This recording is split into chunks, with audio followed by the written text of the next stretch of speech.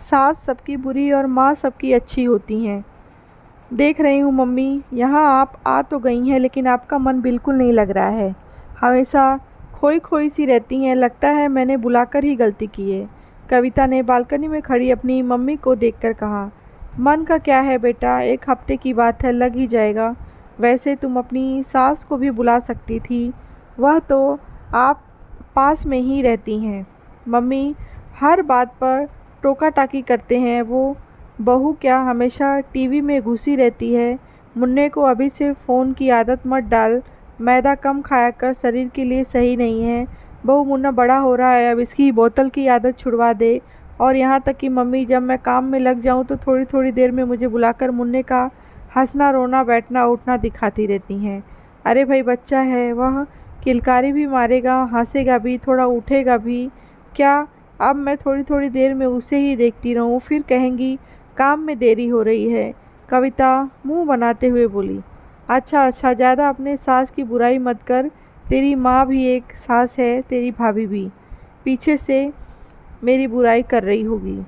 कविता की मम्मी हंसते हुए बोली, मम्मी आप एक अच्छी सास हो, भाभी आपकी बुराई कर ही नहीं सकती।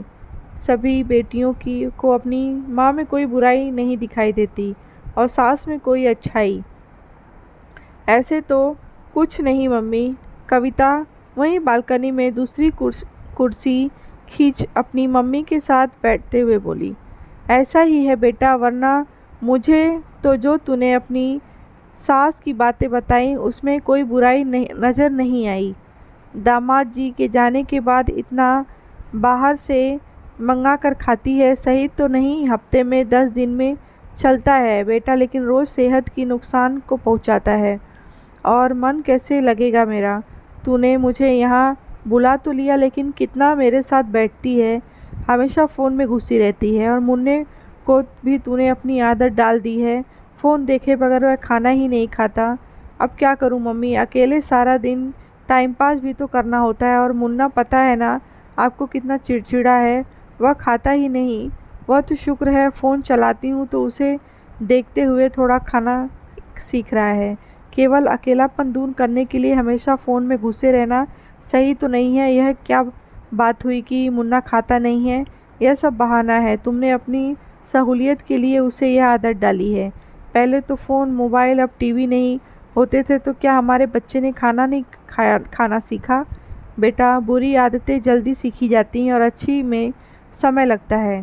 थोड़ा उसे बहला, उसके साथ मीठी मीठी बातें कर, अपना वक्त दे उसे, फिर देख कैसे तेरा कहाँ मानता है। तेरी सास तो थोड़ी थोड़ी देर में तुझे उसकी अटखेलियाँ दिखाने के लिए बुलाती हैं। तेरा समय बर्बाद नहीं करती हैं, बल्कि वो तो अपने साथ साथ तुझे भी जीवन के यादगार पलों को सहेजना सिखा रही हैं। काम तो जीवन भर चलते रहेंगे लेकिन अपने बच्चों के साथ बिताए यह सुखद पल शायद ही लौट कर आएँ। जीवन को खुद के साथ और परिवार के साथ जीना सीखो। कविता से अब कोई जवाब देती भी कैसे। उसकी माँ ने आज उसे जीवन का एक अनमोल सबक जो सिखाया था।